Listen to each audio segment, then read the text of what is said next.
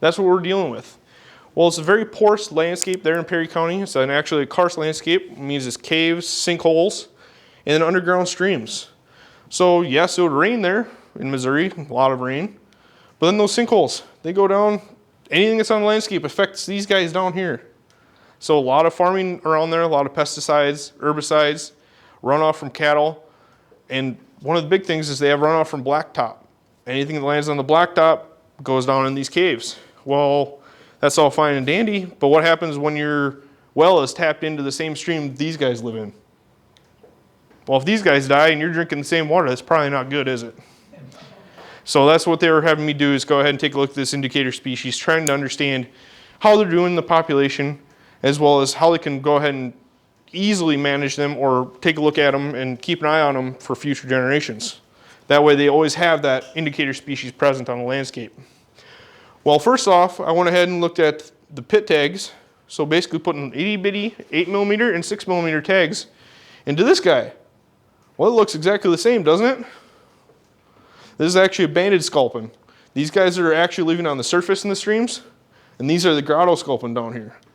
They actually speciated away from the banded sculpin into the grotto sculpin today. Anyone know why this one is the grotto sculpin? What's an indicator of it being in the ground underground, no light? No eyes. Good. That's one of the things you're starting to see now in the species. There's no eyes. And another thing you're seeing is really pale in color.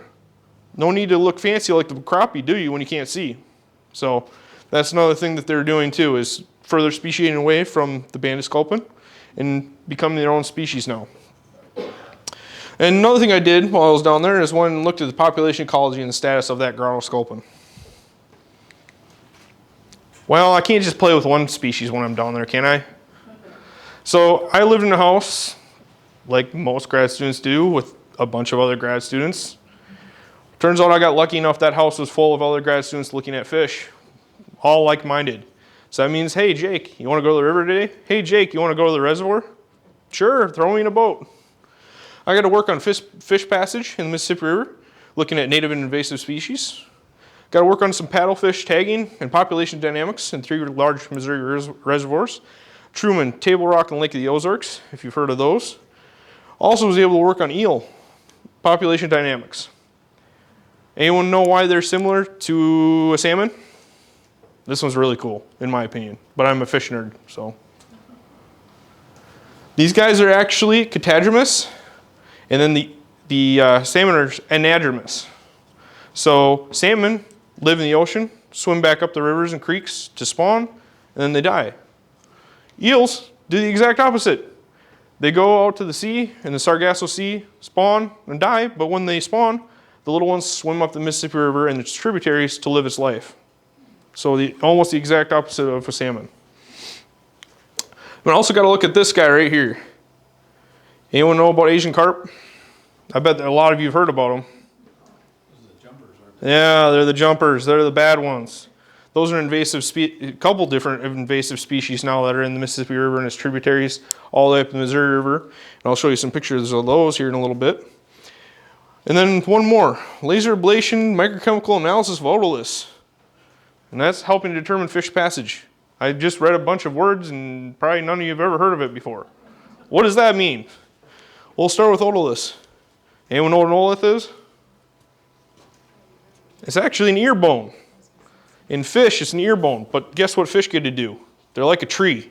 They lay down deposits of calcium on that ear bone over time, and we can identify its age by their ear bones. Well, how does that have to do with anything on origin fish passage? Well, if you take this, a fancy little laser, burn a hole in that otolith, and then look at the chemical compounds that come out of that otolith, it's the exact unique identifiers as the water chemistry in a certain tributary.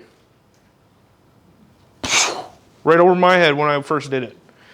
But the guy I was working with, he was going ahead and cracking a bunch of otoliths, taking them to Boston, laser ablating them, sending a laser through them, taking that microchemical analysis and saying, hey, that was the Des Moines River where they're from. Or, hey, that was from the Illinois River where that fish came from. So we're able to identify where these bad Asian carp were actually spawning, trying to target their spawning locations to go ahead and limit their spawning in the future. Well, you get done with grad school and getting to play in a boat and fish all the time. Ah, man, now I got to actually go ahead and find a job. That sucks. So I went ahead and went to North Dakota. Why did I go to North Dakota? Well, I was fortunate enough to have a fiance at the time that thought fish were kind of cool too. Well, don't find that very often, so I might as well follow her up there. So I want to go ahead and work with the North Dakota State Game and Fish Department. That's me over there working for the state. Kind of looking kind of but same with the fish. Anyone know what those fish are? Some people call them the state fish of Iowa, but they're not. Bullheads. You wouldn't think those are bullheads. They look like catfish, don't they? Those are pretty big fish. They're about a quarter pound off, I think, what would be a master angler fish for the state of Iowa. So I was sampling a whole bunch of different streams, rivers, reservoirs, and they got something that you wouldn't think is a problem. They always have water everywhere, and it's growing. They got lakes and ponds. Every little slough is growing with water. So we could go out and sample these little lakes and tributaries and everything else and see what's in there. A lot of times it's these guys. But then I also volunteered at Valley City National Fish Hatchery. This is just upstream of that location. I get to play with some big fish too when I'm not, actually doing it for a job. But I was having fun playing with fish all over the place. We also got to work with that gosh darn invasive species again. There's your Asian carp right there. Those are the jumpers. Not little, are they? Those guys are actually about average size for the silver carp. Silver carp is one of the species of Asian carp. You also have bighead carp, grass carp, black carp.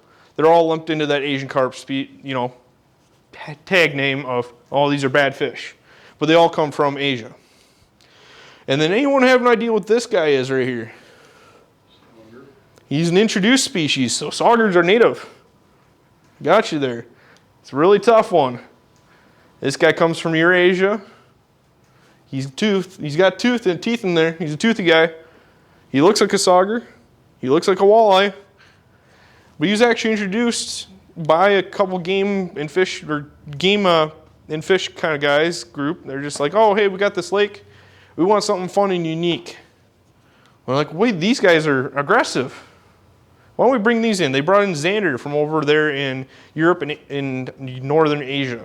So these are Xander. So just like a walleye, they act just like a walleye, except for growing up to about 30 inches and 10 pounds. These guys will get up closer to 40 inches and about 15 to 20 pounds.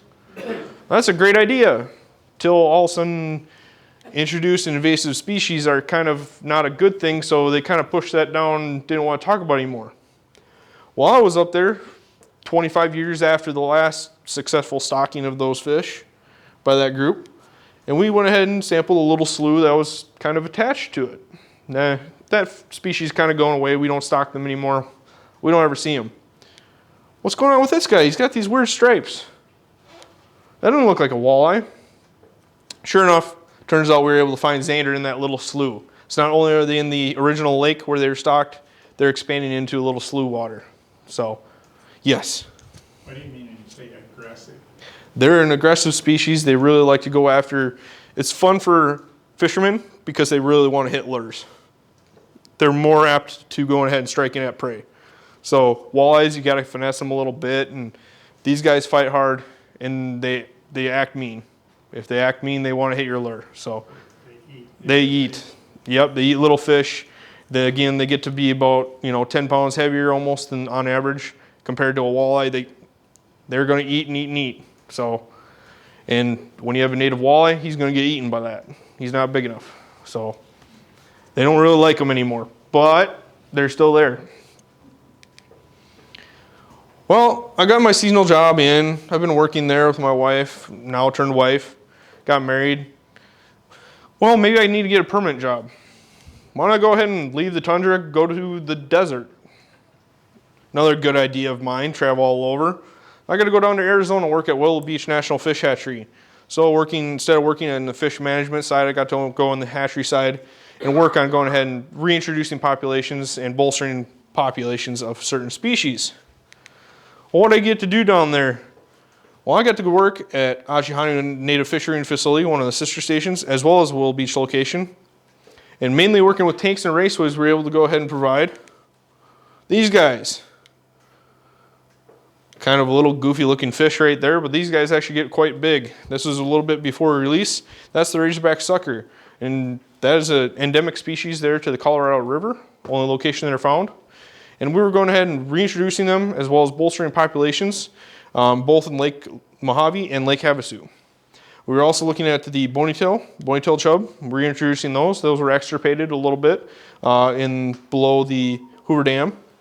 And then there's a couple left down below Davis Dam, but not many. So we're working on those, but fishermen would like to have fish too, so we're putting in rainbow trout as well.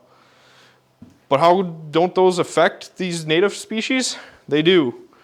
But we're putting in sexually non-viable species, or non-viable offspring. So we're taking the eggs of those rainbow trout, pressurizing them, turn them